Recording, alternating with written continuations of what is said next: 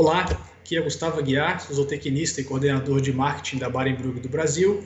E nesse episódio eu converso com Otávio Celidônio, diretor executivo da AgriHub, que é uma rede de inovação voltada para pecuária e agricultura em Mato Grosso. E a gente vai falar justamente sobre isso, o processo de inovação e essa levada de tecnologia e soluções para o campo. Vamos nessa? Antes disso, roda a vinheta.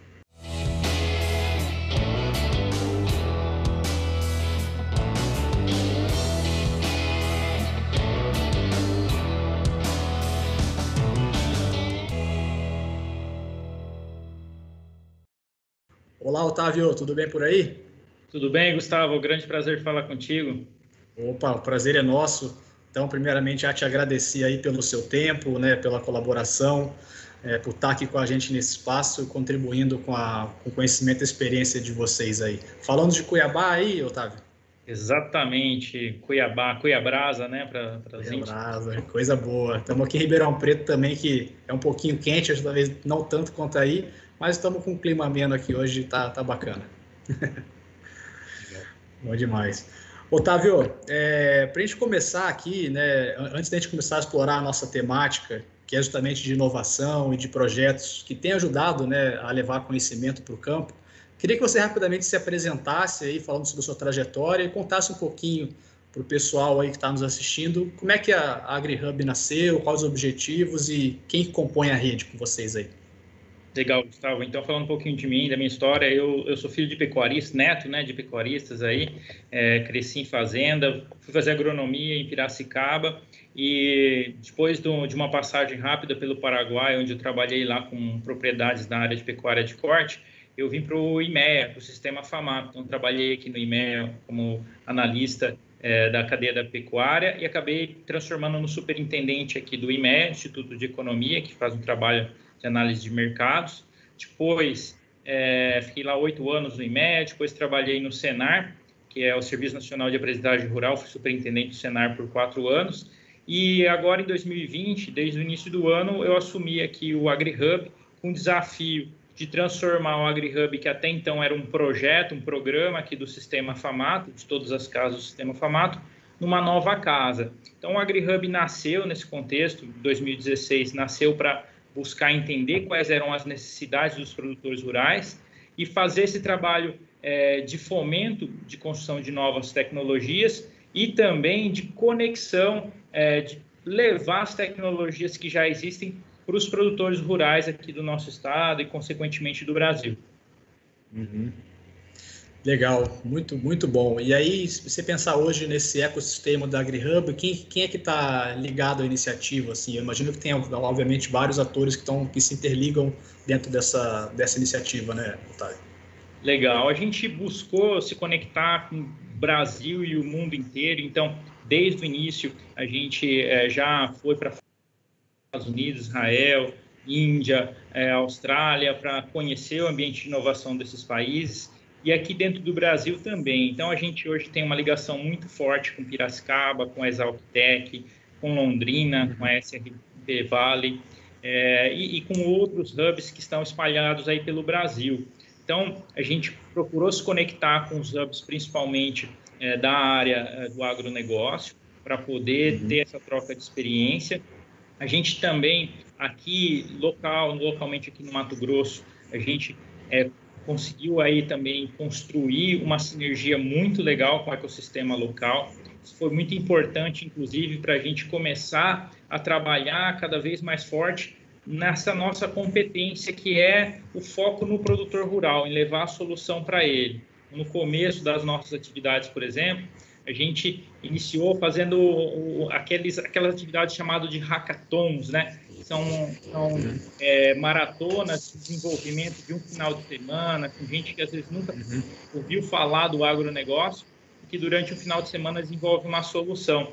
E a gente viu que essa é uma atividade muito importante e precisa ter todo um trabalho, um esforço e uma continuidade para gerar cada vez mais benefícios. Então, a gente entendeu que exigia um grande esforço e a gente tinha aqui, por exemplo, o SEBRAE, o SENAI, os institutos de inovação das universidades. A gente começou, então, ao invés de desenvolver sozinho, começou a se conectar com eles para desenvolver esse trabalho inicial nessas parcerias. E passamos a focar principalmente nessa etapa de difusão das soluções que já estão mais prontas. E uma vez que a gente entendeu isso também, a gente falou, poxa, a gente pode ir um pouco além, não só ficar na difusão, mas trabalhar também o que a gente chama de inovação aberta. Então, surgiu a oportunidade de convidarmos algumas empresas como patrocinadoras do programa nosso aberto, que é o AgriHub Space. A gente desenvolveu uma parceria com uma empresa chamada LM Ventures, que foi quem construiu junto da Raiz e Impulse. E aí a gente trouxe essas empresas, hoje a Agroamazônia, a MAGE, a Bayer e a TMG, como financiadoras desse programa de inovação aberta, onde a gente justamente procura, né, entender quais são os desafios dos nossos produtores e dessas empresas, desafios comuns desses parceiros com os nossos produtores, e a gente chama, então, startups para poder trabalhar em cima desses desafios. Então, a gente começou esse ano nosso, que a gente chama o primeiro ciclo, né, das startups. Estamos, no momento, aí com 16 startups no processo de construção, de difusão, de teste, de tecnologia. Que bacana. É um negócio que tem que ser construído a muitas mãos, não tem jeito, né, Otávio? E aí a gente até, aqui na Barenbrug, por exemplo, onde a gente tem a inovação como um dos valores, por exemplo, hoje a gente tem um dos maiores programas de melhoramento genético, desenvolvimento de cultivares forrageiros tropicais do mundo. Se pegar um programa privado, provavelmente é o maior do mundo hoje. Mas apesar dessa robustez, né, de já termos atingido um bom tamanho nessa área, a gente costuma brincar que nós somos uma startup aqui no Brasil, né? A empresa é jovem, começou a operar comercialmente em 2015 só, mas sempre focado em aceleração e agilidade nos processos. Então, nesse sentido, o que você pode falar para a gente aí de como você enxerga esse cenário atual, tanto de agtechs como startups, interagindo cada vez mais com o agro? E, claro, falasse um pouquinho para a gente como vocês trabalham o projeto de aceleração aí, que é algo tão importante nessa ótica aí de crescimento. Legal, Gustavo. Você falou uma coisa assim, né? Eu acredito que vocês possam ser classificados na nossa ótica como uma startup, porque eu costumo dizer que startup é muito mais um estilo, uma cultura, do que às vezes são de tamanho da empresa, né? de tipo de tecnologia, etc. Vocês desenvolvem, vocês têm uma cultura que realmente aqui está disruptiva, que busca inovação, que produzem coisas que vão poder ser exponencializadas, a gente fala, né? Ser distribuídas aí em grande volume. Então, com certeza, acho que vocês são uma startup, sim. Bom, hoje, as startups, como que a gente trabalha com elas, né? Primeiro, a gente tenta entender quais são os pontos de desenvolvimento, onde elas estão mais fortes, onde elas estão mais fracas, né, onde elas podem melhorar, né. O importante dizer que o nosso programa de aceleração aqui no caso, ele é um programa que é sem taxa para a startup, é o equity free que a gente fala, que a gente não pega nenhum percentual de societário dessas startups. Então, o desafio é entender em quais pontos que ela está mais madura, são nos aspectos legais, se ela está precisando de ajuda, a gente pode ir lá e dar um apoio para ela.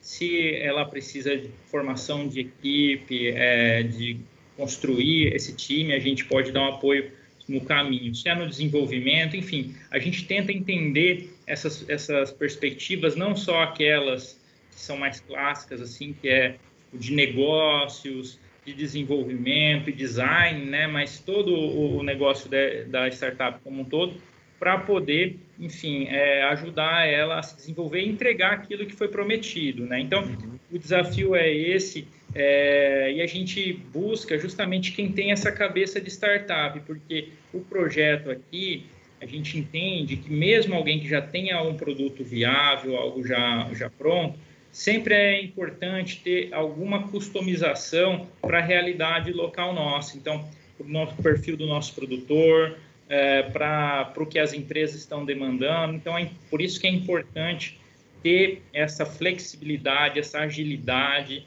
esse foco aí que realmente faz toda a diferença no mundo de hoje. Não, com certeza. É o que a gente, né, conhecido como tradicional incubadora de empresas, sempre, né, existiu aí. Agora, vamos dizer, com um passo adicional, que a gente tem mais tecnologia para integrar as coisas, né? A própria tecnologia de informação está ajudando muito as empresas nesse começo. E quando a gente fala de startup, sempre tem aquela mentalidade, né, de comece pequeno, comece rápido, flexibilize, né, você vai seguindo e conseguiu encaixar, e aí daí para frente a coisa tende a correr bem, tende a desenvolver uma velocidade interessante, né? Exatamente. E o que é legal, que a gente também tenta fazer, que além dessa perspectiva de ajudar a startup, é trabalhar em propósito, que eu digo assim, de orquestramento, às vezes setorial, entendeu? Então, com isso, a gente não só olha para a solução de uma startup, mas olha essa solução combinada com a solução de outras startups, de outras empresas, pensando na solução do produtor como um todo, né? Então, isso é importante porque dessa forma a gente tenta resolver o problema do produtor e às vezes é isso, startup, ela sozinha, ela não consegue entregar todo o valor possível, ou você começa a complicar muito a vida do produtor, ele tem que adotar várias startups, administrar tudo aquilo, e é preciso às vezes ter uma que integre tudo. Então, a gente busca construir essa solução e não só, às vezes, o produto, o serviço específico da startup aqui como hub, né? Então, isso é algo também que a gente percebeu aí que vem dando certo. Nós temos alguns projetos bem bacanas em áreas assim transversais, como rastreabilidade, previsão climática, que só seria possível com essa visão, com a contribuição das pequenas empresas e também das grandes empresas. Otávio, é bacana você falar isso, porque esse é um ponto que a gente sempre tem buscado olhar, e conforme as startups no agro se desenvolvem, é bacana de entender essa dinâmica. E na sua opinião, do que vocês têm visto aí, qual que é o principal, vamos dizer assim, gargalo que existe hoje para o desenvolvimento e difusão de soluções no campo, né, no agro, que é o setor que, obviamente, a gente atua. Como vocês têm trabalhado nesse assunto, e se você tem um caso para compartilhar com a gente aí, um caso real, uma coisa que vocês trabalharam junto aí de bacana que aconteceu. Legal, Gustavo. Bom, tem muitos gargalos, né? Acho que quando a gente pergunta o produtor, sempre vem na cabeça uma coisa que todo mundo fala, que é a conectividade. Realmente é um problema, é algo que precisa avançar muito, especialmente quando a gente olha aqui, por exemplo, o Centro-Oeste, Mato Grosso. A gente tem, por exemplo, só 5% aqui, uma estimativa que a gente viu, da área rural coberta com internet 4G, né? 4G. Mas eu entendo que isso é um problema, sim, só que é um problema relativamente fácil de resolver, porque basta investimento. Com recurso a gente consegue resolver esse problema. Para mim, o maior desafio mesmo está ligado às pessoas, né? Está ligado a essa cultura de melhoria constante das atividades dos produtores. Então, a gente entende que no mercado, o produtor tem que estar sempre procurando entender onde ele precisa melhorar, onde ele precisa ser mais produtivo, entregar mais valor, né? E por isso que essa revolução ela é tão importante, porque cada passo vem uma startup entregando um valor um pouco maior. E na visão da startup, né, o que eu percebo também, um dos grandes desafios, né, até para o produtor, é ele conseguir enxergar qual startup é mais adequada para o momento dele. Então, o desafio que a gente vem tentando atender aqui no AgriHub é construir uma plataforma para ajudar o produtor nesse processo de decisão, de escolha das soluções tecnológicas.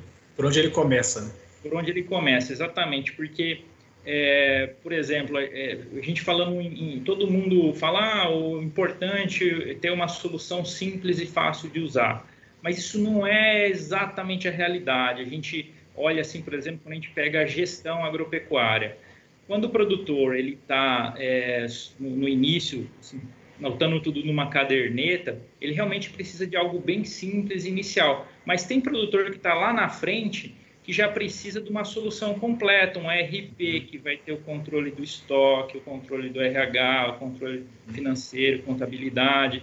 Então, a gente diz que são níveis de maturidade diferentes. Sim.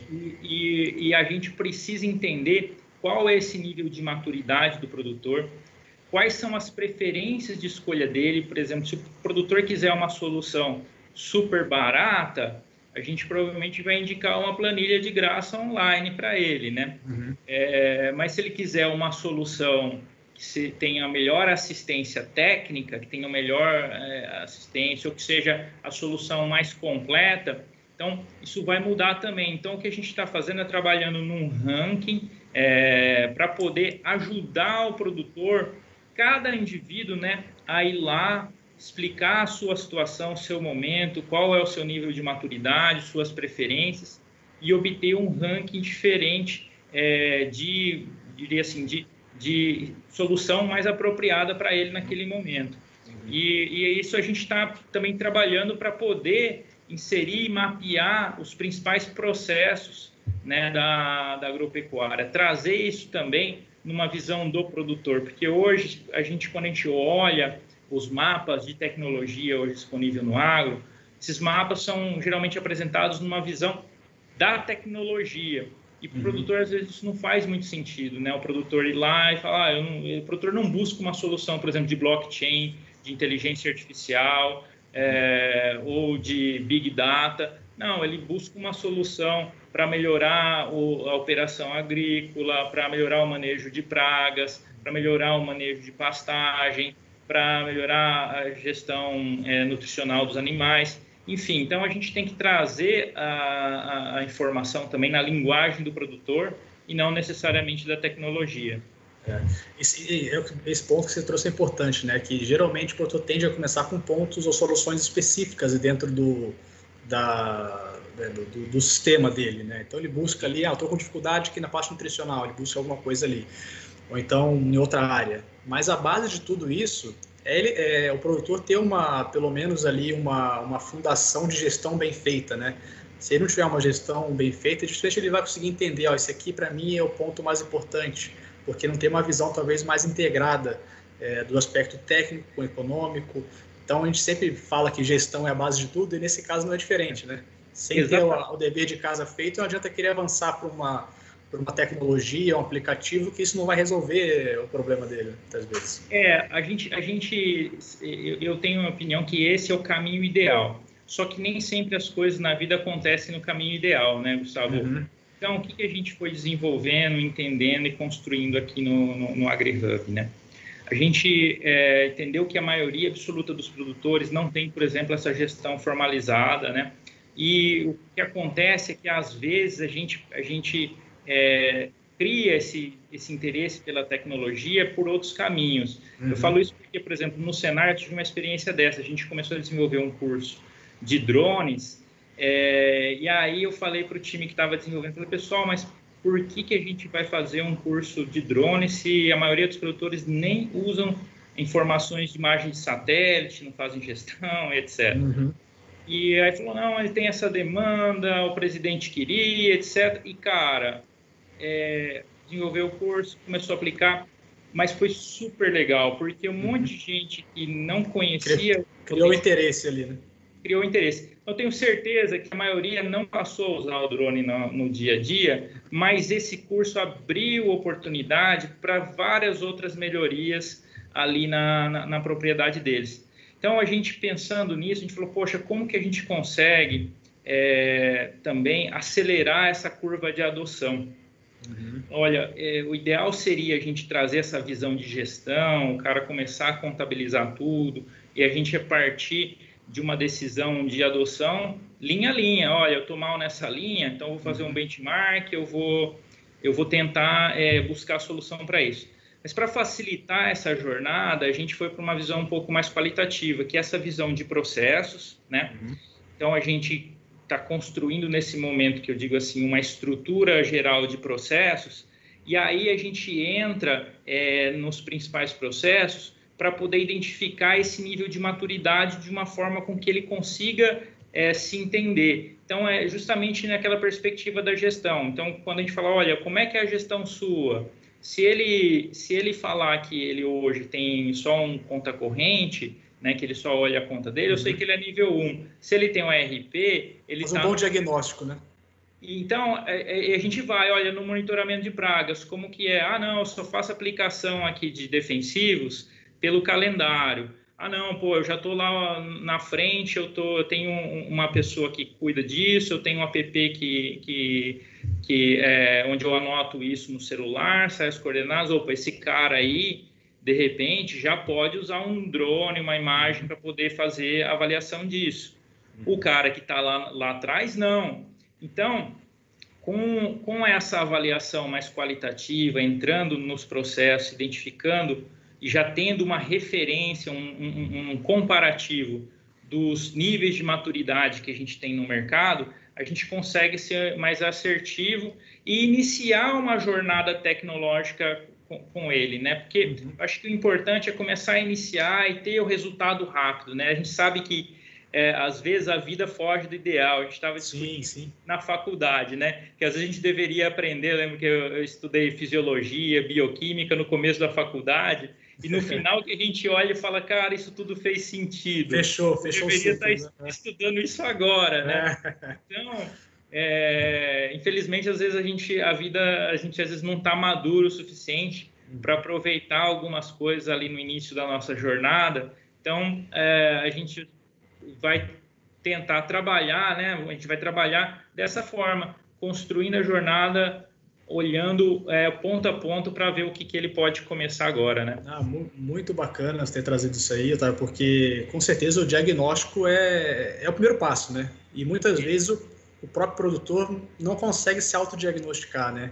Então a gente, óbvio, traz aquela visão de que no mundo ideal ele tem que ter uma boa base, mas até mesmo o próprio diagnóstico ajuda também ele a se auto-enxergar ali, contar com a ajuda de pessoas que têm experiência e tal, consegue ajudar ele a ter uma jornada mais adequada dentro desse universo que para muitos é novo, né? De tecnologia, etc.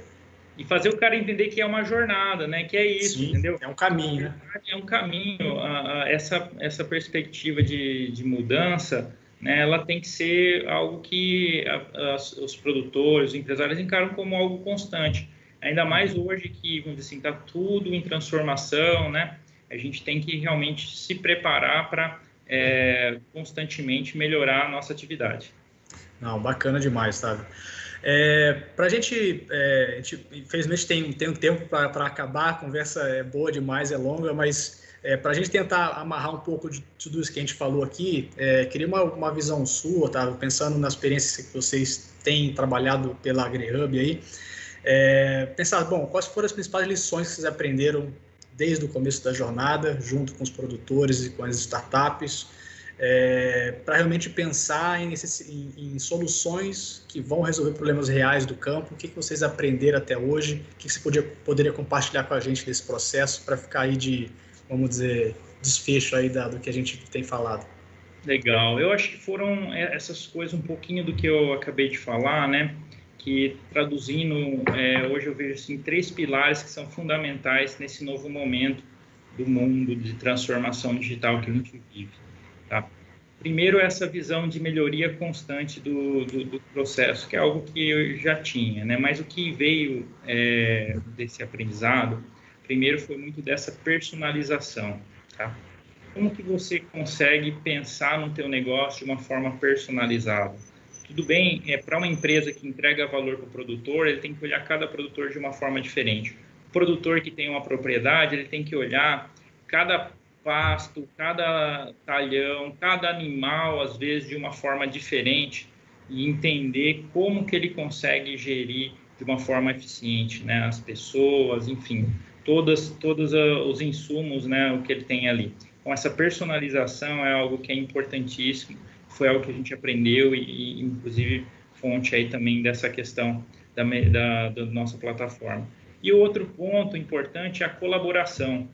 Então, hoje, está na frente quem troca informação, quem compartilha as suas informações com os colegas produtores para saber onde ele está bem, onde ele pode melhorar, e assim, quem compartilha também competências. Então, na verdade, a gente percebe que cada vez mais, né, a gente tem empresas focando, desenvolvendo tecnologia, competência, pessoas para atuar em determinados nichos, e a gente entende que o melhor de tudo é você aproveitar esse movimento de colaboração porque com certeza é através disso que você vai conseguir gerar cada vez mais economia, cada vez mais produtividade, e tirar o máximo que você pode de forma sustentável da sua terra, tudo aquilo que você plantou, né?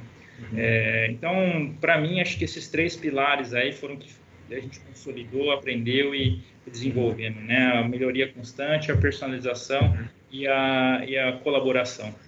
Muito bacana, Otávio. E um último gancho aí que me veio aqui, que é uma visão talvez comparativa entre a agricultura e pecuária. Eu imagino que a maioria dos projetos que vocês têm hoje seja com a agricultura, mas a pecuária tem avançado bastante, né? Sobretudo aí nos últimos anos, última década, se reinventando e traçando caminhos diferentes do que tradicionalmente aconteceu no país. Como é que é a sua visão, né, de futuro aí para a pecuária e também para a agricultura que vocês têm visto?